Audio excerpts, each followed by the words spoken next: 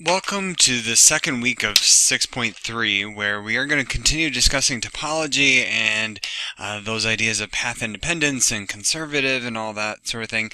And just to recap what we discussed last time we had said that if we have a vector field being conservative, that leads to the vector field being path independent, and similarly that derivative matrix corresponding to that vector field is also symmetric. Now technically when we did that work, we actually made an error.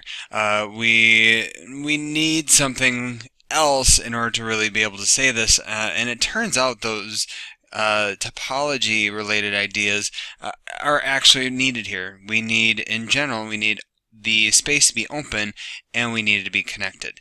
And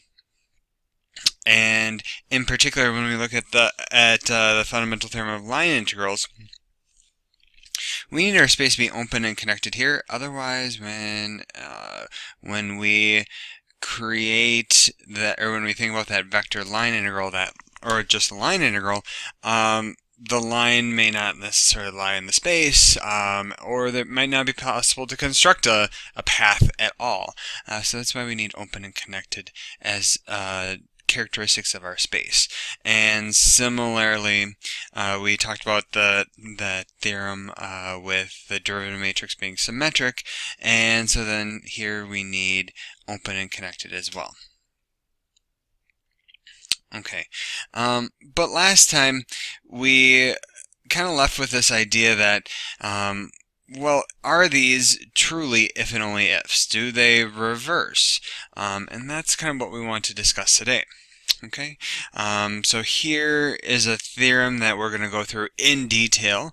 So it says F is a continuous vector field on an open connected domain, and then if F is path independent, then F is conservative. So this establishes the if and only if relationship here, and then from there we can at least get to the derivative matrix being symmetric, but we're going to handle that proof in the next video. Okay, the proof is rather long, so feel free to pause periodically.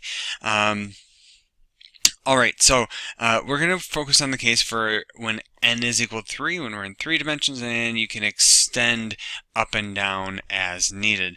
Okay, so first we're going to start with an assumption. We're going to assume, and just for notation purposes, I'm going to say let F be a vector field, and we're just going to call its components M, N, and P, and we're also going to say that it is path independent. Okay, and that's by assumption here. Dependent. Okay, and then what we want to do is we need to find that scalar function f, okay, and again it should be on our domain x and map to the real numbers, okay, and in particular we want the f to be such that if we look at the gradient of f, it is our vector field. Okay, so then since our vector field is path independent, we write the vector line integral. So the vector line integral from a point in space A to a general point x of f dot ds. Okay, that's our vector line integral. And again, so if we're thinking of this general curve, okay, we start at a point A on it, and then we move from A to, I don't know, maybe a point x, which x is variable depending on the parameter or depending on the value that we use. Okay, so far this is just definition. Okay, so now we're going to try to tackle that scalar function at little f by defining it in kind of a clever way. We're going to say that f of vector x, okay, so it's dependent on that variable location here, is the integral from vector a to vector x of our force field ds. Okay, and one thing I should point out here is x needs to be connected. Okay, and I want you to pause the video and see if you can justify yourself why it needs to be connected before resuming the video. Okay, well, certainly we needed connected simply because, well, if it wasn't connected, that path between a and x might not be possible. Okay, so that's what allows us to use this as our scalar function. Okay, so then now what we want to do, here's my claim, and that input box needs to go away.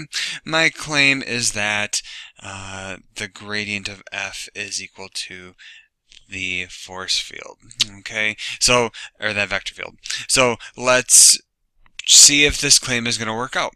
Okay, so I'm going to start by saying, okay, let's write x as vector x as the input of x, y, z. Okay, again, we're in 3 dimensions, and I'm going to say that a is something like let's write this as A1, A2, A3. Okay, so then if I really want to write this out in full form, f of x, y, z, this is going to be the integral from A1, A2, A3 to x, y, z. Okay, that's just expanding upon these definitions here of f dot ds. Okay, so now in order to show that this gradient is the vector field, which again, just as a reminder, vector field we're saying is m, n, and p in caps. Okay, what we need to show, okay, so I should probably fill in my outline of my proof. Show that the gradient of f is equal to a vector field, we need to show in particular when we differentiate f with respect to x, so little f with respect to x, we get m, and we need to show f with respect to y is n, and f with respect to the vector, to the third variable, with respect to the third variable is p. Okay, not too hard, right? Well, okay, let's see what those give us. Okay, so I'm going to look at f of x here. Well, okay, we know that if we go back to first semester limit as h approaches 0 of f of x plus h comma y comma z minus f of x, y, z over h, that's the definition of the partial derivative, right? Okay, well, this is by definition limit as h approaches 0. And okay, so we still have okay, vector a. Okay, now I'm just using the definition of f, and then to the point x plus h comma y comma z, okay, of f dot ds, okay, vector notation, and then minus integral a to x, and I'm just going to be lazy and write that, f dot ds, okay, all over h. Okay, so really if I were to, do the math here and eliminate some things, this is the limit as h approaches 0 of integral x, y, z to x plus h comma y comma z of f dot ds all over h. Okay, integral over h, limit, not too bad, right? Okay, so then just to clarify this, okay, if we have h sufficiently small, if I call the path that I'm interested in for this integral, right, I'm going to call that something in particular. I'm going to call that y of t, okay, and this is going to be the path that is x plus th, okay, comma y comma z. Okay, so that's just incrementing along that path. Okay, so if I think of that general path, okay, here's my path, and then here's my point A, and here's my point X, and then here would be that second place, and I'll call this X plus H comma y, comma z. Okay, all this is doing is parameterizing in this direction. Okay. All right. Let's see. And I should also mention that t here is within 0 to 1. Okay. One more thing before going on. This is where we need open. Okay. And I want you to pause the video and see if you can convince yourself why you need open.